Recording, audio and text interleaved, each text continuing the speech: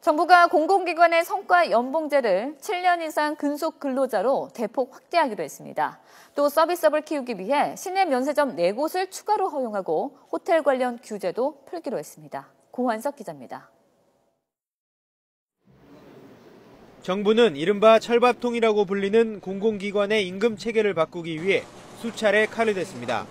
지난 2010년에는 2급 이상 간부들의 성과를 평가해 연봉의 최대 30% 차이를 두는 성과 연봉제를 도입했습니다.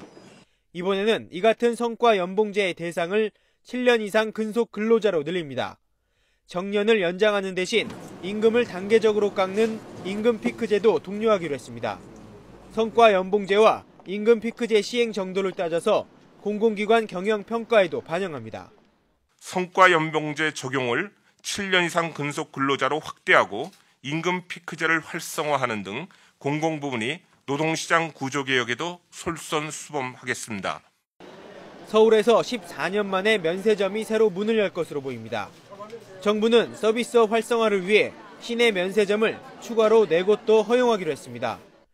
현재는 서울 6개, 부산 2개, 제주 2개, 울산, 창원, 대전 등에 각각 1개씩 모두 17개가 있는데 관광객과 소비 수요 등을 볼 때 서울에 2곳, 부산과 제주에 각각 1곳씩 추가로 만들어질 가능성이 큽니다. 국내 면세점 시장 규모가 연간 7조 원을 훌쩍 넘어 급성장하고 있어 업체들의 치열한 경쟁이 예상됩니다. 선두주자인 롯데와 신라의 입찰이 제한될 가능성이 있고 최근 정몽규 회장이 직접 나서 면세점 진출을 선언한 현대산업개발이 운영권을 따낼지도 관심입니다.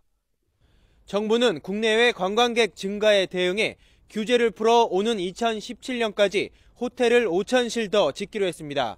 이와 함께 도시 첨단 산업단지 6곳을 추가로 개발하는 등 구체적인 투자 활성화 계획을 조만간 발표할 예정입니다.